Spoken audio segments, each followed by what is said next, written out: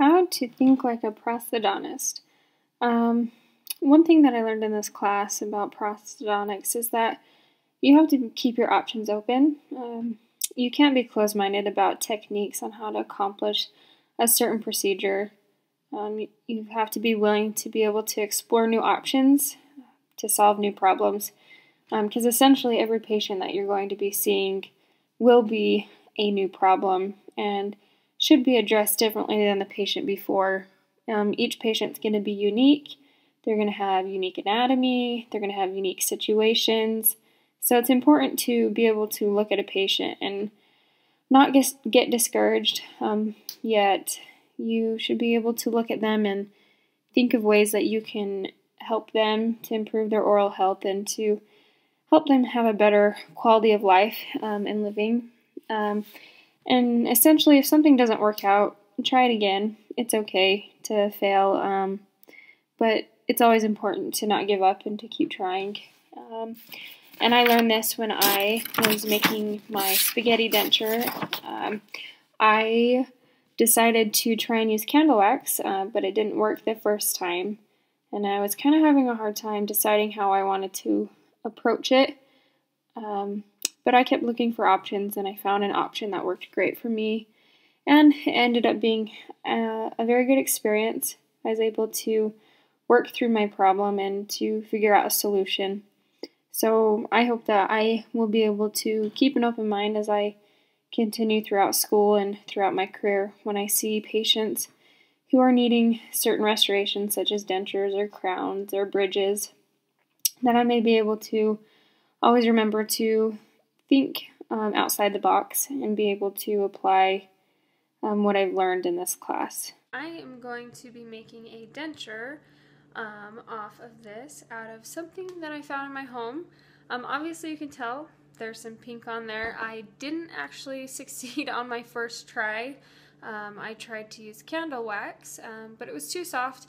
So this time around we're going to see if we can use hot glue. Okay, we have started to place some teeth in our hot glue denture. What is it like to be edentulous? Edentulous patients have a lot of hardships that they have to go through. For instance, they have a hard time speaking, they will have a hard time eating and getting the nutrients that their body needs, and they will also have some problems with self-confidence. Some of the main points that I was able to experience when I did my self-edenture was that I felt uncomfortable being in public with it in. I felt like everybody was looking at me because I was talking a little different. And it's not really a good feeling to feel like you are not as equal as everybody else. Another thing that I noticed was as I was trying to eat, I had a hard time keeping the self-edenture in. While I was trying to drink, the fluid actually got up in between my palate and the self-edenture and kind of popped it loose. Another thing was it was kind of hard to talk. After a little while I was able to kind of get a hang of it, but I can only imagine having a brand new set of teeth and having to relearn how to talk and how to pronounce certain words, because you have new teeth that are in new positions that you're not used to, and sometimes if those teeth aren't in the correct positions, you're going to have a hard time saying your S's and other issues with some other pronunciations. Being a dentulous is not easy, and it's not fun, and it's not anything or anybody would ever look forward to it. I know that I definitely didn't enjoy it that much, so I hope that I can help those who have to experience this for pretty much their entire life or for the rest of their life, that I may be able to make it easier for them. This is my self-edenture video. I've been wearing my self-edenture for the past day now, and it's been an experience, that's for sure. I haven't really had any problems with gagging or anything like that, but my problems have been with just keeping it in there, especially when I'm eating. That was probably the hardest part. When I'm drinking, the fluid gets up in between my palate and my self-edenture and pops the denture out. Other than that, it tastes gross, but I don't think that's really anything like a denture. But definitely, it's been really hard. I don't think I ever want a denture, and I feel for the people that have dentures. I have a grandma who got dentures when she was 16, and I just don't know how she does it. So it's not fun. Definitely not fun. So various prosthetics include the hybrid denture, which is one that attaches to implants and is the most permanent of all. This one is kind of unique because it has no palate on the maxillary denture, giving the patient the ability to have better taste. Although it is more permanent, it is also the most costly of them all, and requires more space for attachment. But this denture will also give the patient 100% chewing force. Another prosthetic is the overdenture, which also attaches to implants but is removable. These dentures are mostly found in the mandible with 2 implants. In the maxillary with implants, there will be 4. There are different types of implant attachments. For instance, there are the ball attachments and the locator attachments. These run about $4,000 to $5,000 per arch, and they only allow 50% of the chewing force. The regular dentures do not have any implant attachments and are the least expensive, but unfortunately they are the most uncomfortable as well. And these dentures actually only allow 10% of normal chewing forces. So with these dentures, patients are going to have a harder time eating and biting into certain foods. Fabricating a denture. The first step is to take an alginate impression of the maxillary and mandibular arches. You need to make sure that you open the jaw wide, move it from side to side, and manipulate the perioral muscles. This ensures that you are going to get a tight fit even when there is movement within these arches. For the mandibular one, you want to make sure that you move the tongue around. After you have these alginate impressions, you're going to want to pour the stone model up from these impressions, and then you will go ahead and fabricate a Wayne Newton rim, which is a combination of a custom impression tray, which you will be able to take your final impression in, attached to wax rims, which you will take measurements for placing the teeth for the denture. The next step is to actually take that final impression. This will be a VPS impression. First, you're going to use a heavy body aquasil. This material you will press flat to the triad for the impression. Right before you put it in, you're going to put a full bead of impression material around the periphery of the triad. After this impression has been taken, you are going to want to make sure you observe this impression. If there are any thin areas in the heavy body impression, you're going to want to apply a less viscous impression material, which allows better flow into those light areas. And you will retake the impression to make sure you get a good seal.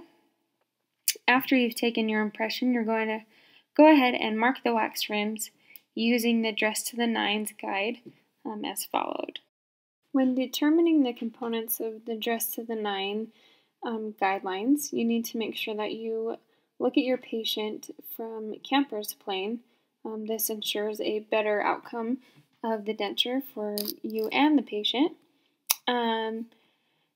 I'm going to hit on a couple of the Dress to the Nine topics that I felt like were important, that I learned the most from. The first one is the buccolingual position of the maxillary central incisor. This one is important because you need to determine it from the repose position from the side of the patient. It's important in a real patient because if you don't determine this position correctly, you will affect the patient's lip length, and their lips may appear bulky or what we call a bitter beer face. If the position is too far forward, the lip will be short and bulky. I noticed this when I was drawing Heidi Klum's picture. If I drew the position too far forward, it didn't look normal because it fell too far forward past that bottom lip. So the perfect position for that buccolingual position of the central incisor is to fall right behind the labial, on the labial aspect of the lower lip. Another component of the Dress to the Nine objectives is determining the zenith line. This can be determined by using the patient's photographic smile. And this, if it's not recorded correctly, will actually give the patient a gummy smile appearance. We were able to experience this on our patient Ross in the live patient experience when we constructed his wax rims and then placed the teeth in. We did not follow the zenith line, and the dentures we all made him appeared gummy, where he had too much of gum showing when he smiled, which made his teeth look really long and further down.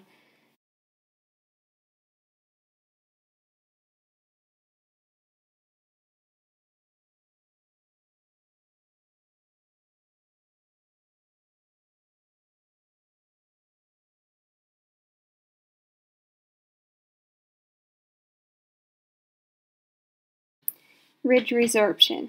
This is typically due to the lack of stress put on the bone from the tooth and the PDL, which would normally drive bone remodeling. Without the tooth and without the PDL, there is no bone remodeling, and therefore you're going to lose the tissue, and the calcium ions are going to be dispersed throughout the body.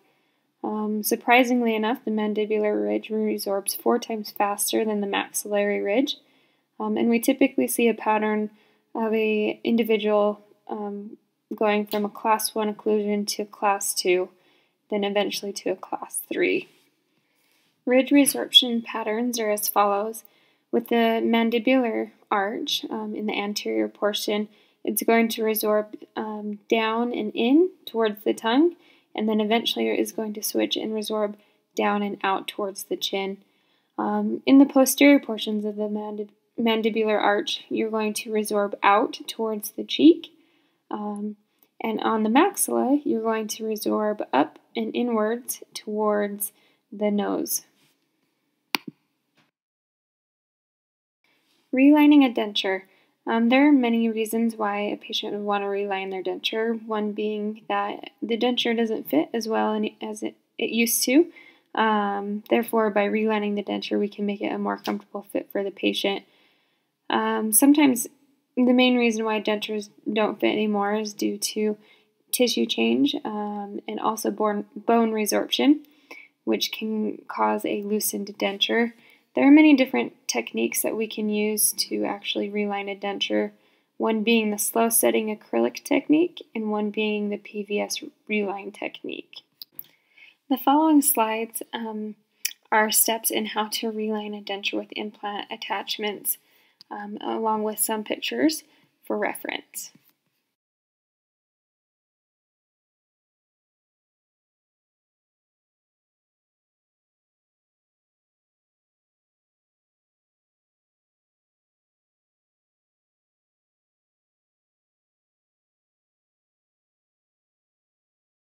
Rebasing a denture is where you cut off the entire base of the denture and leave only the teeth.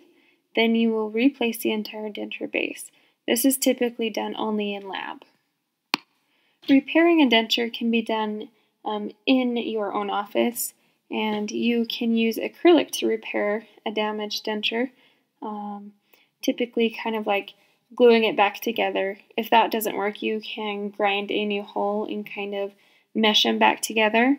There are several techniques that you can use to repair a denture. Interacting with the patient is a very important part of the actual dental procedure.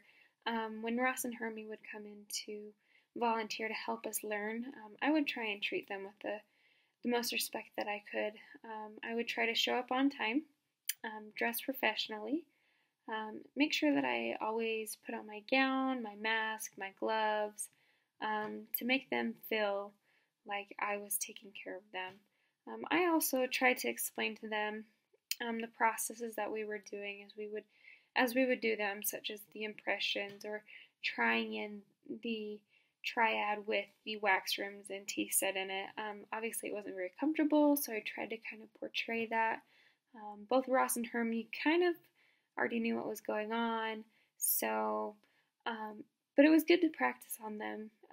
When I have a real patient and I'm actually doing a procedure on them and doing a denture on them, I'm going to be able to look back on this experience and remember how important it is to treat your patient with respect and to show up on time and to be compassionate towards them in their situation. And I feel like they, as the patient, will have a better experience overall at the dentist office with you. I feel there are several ways to improve the edentulous experience of some patients in your office. One way in particular is to take and use the simplified technique that we learned in this class. Not only is it more fulfilling for you as a dentist, but also for the patient. The patient would be able to have a better experience in your office because they will be there for a shorter amount of time, undergo shorter appointments, get more done in one appointment, which also is better for you because you would be able to spend more time getting to know your patient and to getting to know what they need and what their needs are and what they expect out of their restoration from you.